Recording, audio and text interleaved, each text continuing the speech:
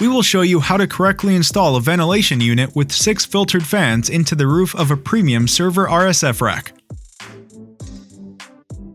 We will need flat screwdriver, screwdriver with size 8 socket bit, PH2 bit, and 3mm hex key.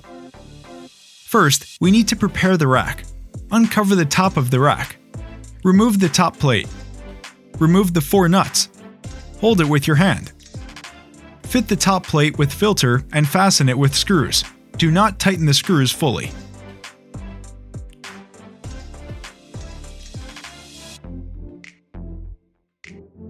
Remove the telescopic rails on both sides of the ventilator unit and mount the bars for fastening the ventilator into the rack top plate.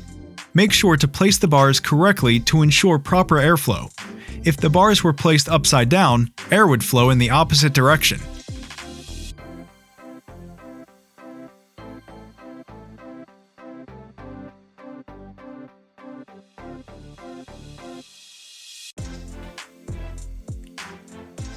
Now adjust the thermostat.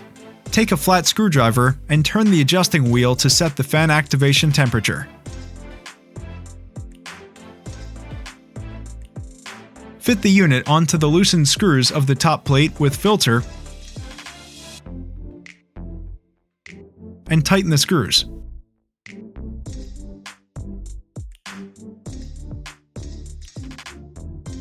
Now fasten the thermostat. Fit a cage nut onto the 19-inch rail. Take a slotted DIN rail and fasten it with a screw. Click the thermostat onto the rail. Now plug the power cord into the ventilation unit and a power outlet.